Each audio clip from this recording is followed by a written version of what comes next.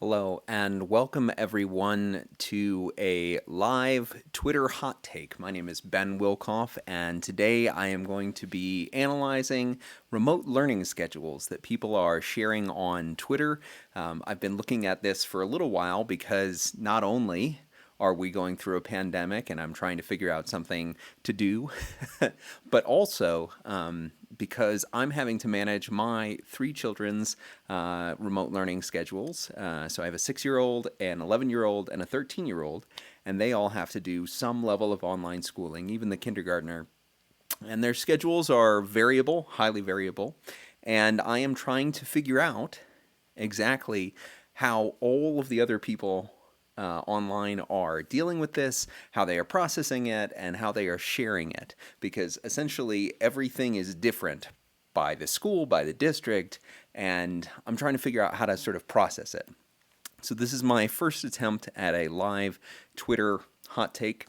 Some analysis here, and hopefully it will be maybe a warm take. Not quite as hot as just crapping on everything and trying to come up with some semblance of understanding. So I've got the tweets loaded up here into a moment on my Twitter account. So I'm BH Wilkoff on Twitter, and I've created a moment, added all of these tweets that people have been sharing, either directly with me or that I had found online.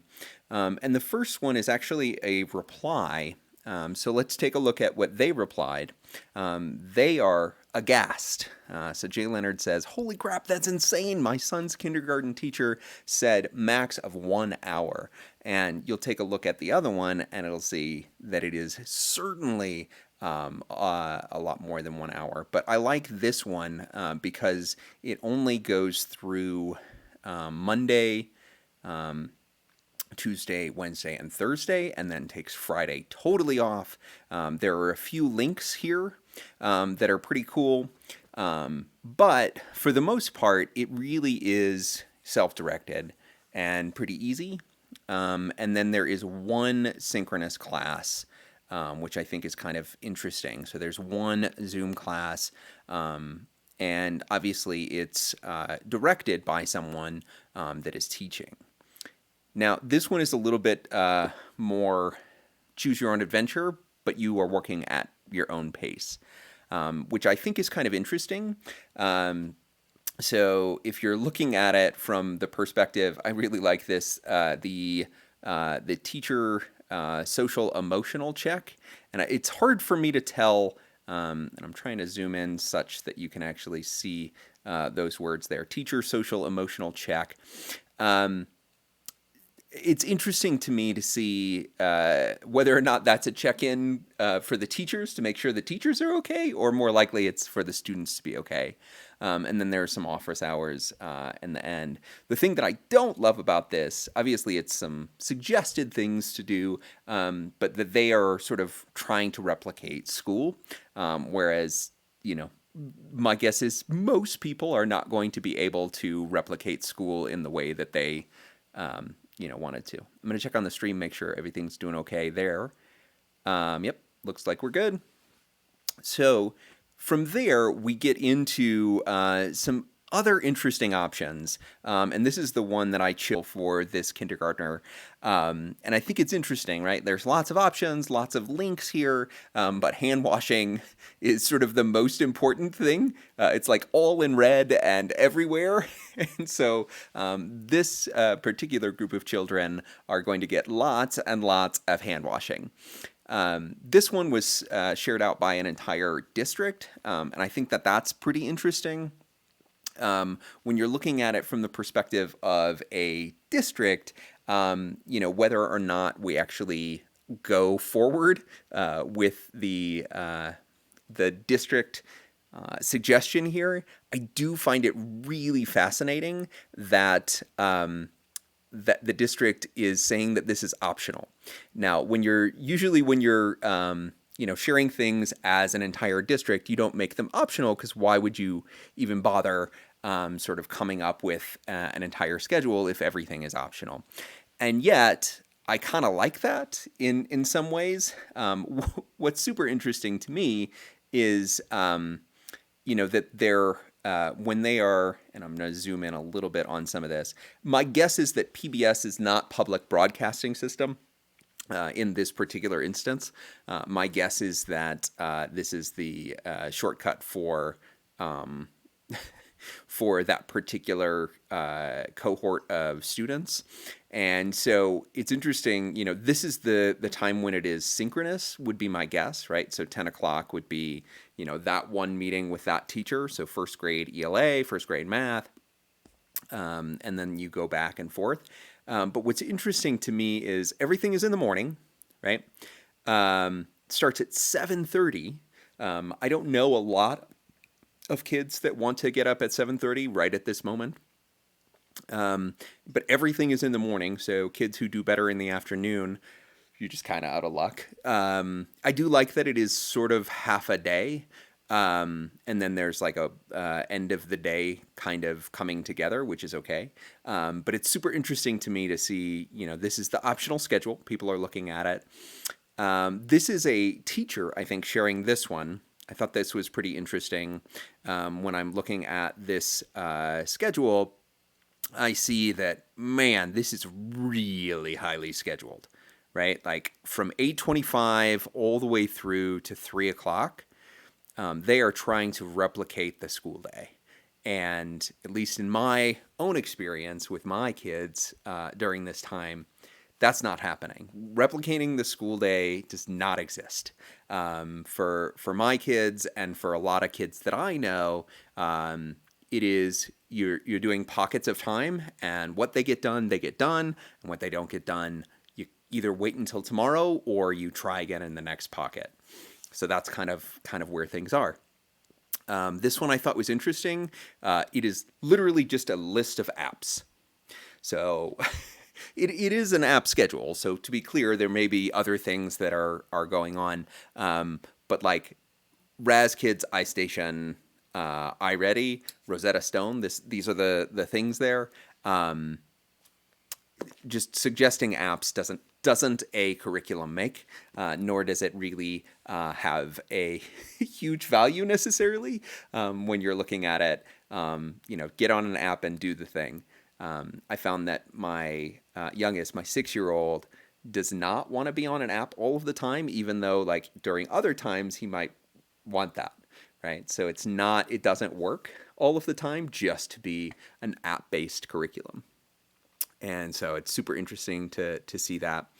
So this one is an Instagram post. So I'm going to open up the entire Instagram post, but they shared an image, and I think it's really interesting, right? It's been drawn out. And so let me see if I can. Yeah, there we go. So it's been drawn out by what I would say is probably a very caring parent. And they are going through and at the very bottom, I think it's super interesting. The 3 to 5, you are free to go. This to me is way too prescriptive. It doesn't work super well for at least for my kiddos. But it's I think from the parent perspective, yeah, Gus's remote schooling schedule not even complete. I'm so tired of this. I am so tired already. I was up at 5 a.m. this morning doing freelance work, and will do more this afternoon. And so there is a lot of like commiserating and going back and forth and saying, does this work? Is this really how you're able to schedule your time? This one is again like trying to replicate school. Period 1, right? This is not sustainable for most folks if they are trying to schedule out their time.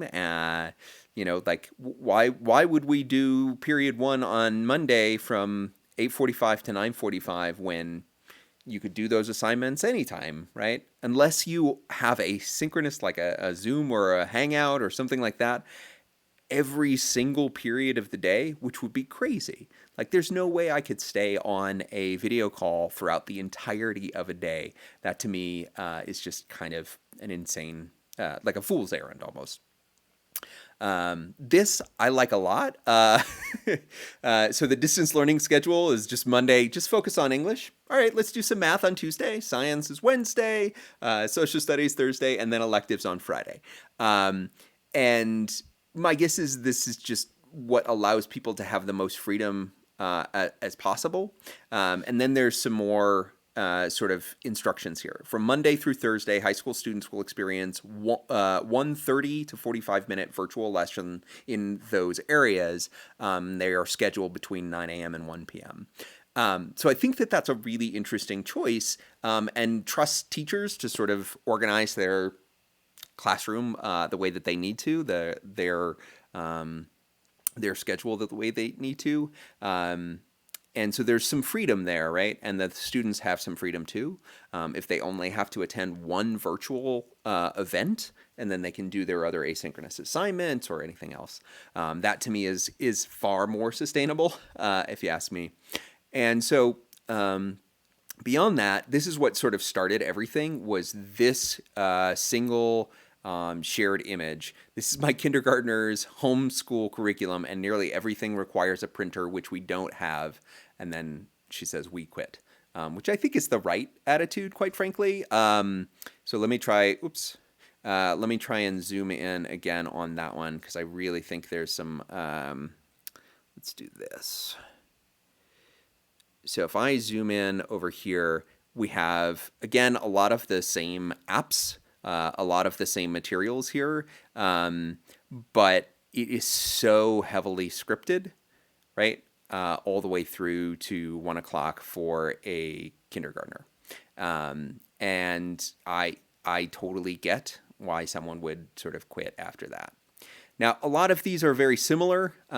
Sometimes they go, again, English, math, science, social studies electives, and sometimes they get a little bit more prescriptive, and things like that.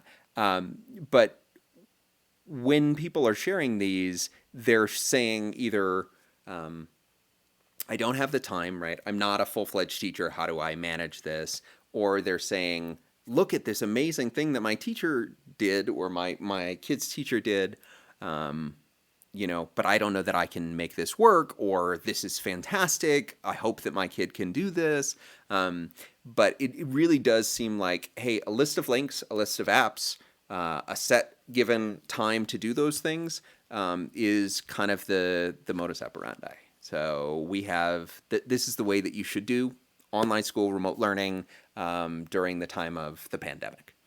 And I think that with that, we're going to leave a lot of kids behind and a lot of parents behind, and there isn't any sense necessarily that that there is a community at play, right? A community of learners, right? These are a set of links, right, or a agenda, versus spending a lot of time in connection. Like, what are you doing in the synchronous time? But the one thing that I am finding, or that I found a lot of hope in, was something that Karen Hoppus shared with me yesterday. And I thought this was a perfect way to sort of end this segment, this hot take. And this is from the student perspective. So the student put this together, and I think it's, more than a little brilliant. Not just because it's from a student, but also because it is super visual. They have put in the things that they want to do, and they've made it somewhat generic, right? So wake up at 10 a.m., super realistic to me. Breakfast, some chores, right? Things that are going on at the household that are not just about doing online learning, right? Like the normal things. Lunch, they get, and then free time, and then they don't even start on schoolwork until it looks like between 1:30 and 2:30. So it seems like schoolwork is happening 2:30 to 6:30. So they've given themselves 2:30 to 6:30. 6:30 is dinner, free time 7:30. They start getting ready for bed at 11 p.m. and they go to good night at 12:30. This is by far the most realistic schedule that I have seen. it is a student that is making up the schedule and has sort of set it for themselves, and it actually mirrors real life, right? And so to me, I'd like to see some more of this. I'd like to see some more folks giving their students, hey, this is the work that is being asked of you. How does that fit into what you were already going to do, or how does this fit into the work that is manageable, feasible for you? What are the things that you want to do, and how do we make sure that it all jives together? If every kid had the ability or was asked, what is the schedule that would work for you? You know, I think that they would be different, but so long as there is this chunk that I think is pretty reasonable, 2:30 to 6:30, right? That 4 hour chunk there of schoolwork. So long that as that's in there, I don't think that we need to do all of those other things. There's no passing periods. There are no sort of transition times. There's no need for scheduling out all of the things that have to be in place in order to make a physical location work. And trying to shove those into the online environment doesn't make sense. And so let's do the things that we can to build the environments that are really beneficial, really embracing the online format, and then let's let the other time be what it can be, right? Let's let it be, having great food and making it, getting chores done around the house, having free time, spending time with the other people that are in the house. All of those things seem to me to be extremely valuable. So this is my first Twitter experiment, a live hot take on remote learning schedules. I'd love to put some more together around other topics. So let me know what other topics you would like to see in this series, because I'd like to do a couple a week at least. And I am not necessarily looking for just education topics or just technology topics. I really want to tackle some of the things, some of the ways that we're talking about the virus, some of the ways that we're talking about the world, the way that we're processing this information. And I'd love to bring in stories from my own life, from the things that are going on in my little corner of the universe. And yeah, so I really appreciate if you're watching this. Please do leave me a comment and let me know what you think. And I hope that you are staying safe and physically distancing to the best of your ability. And I hope you're doing well. Talk to you soon.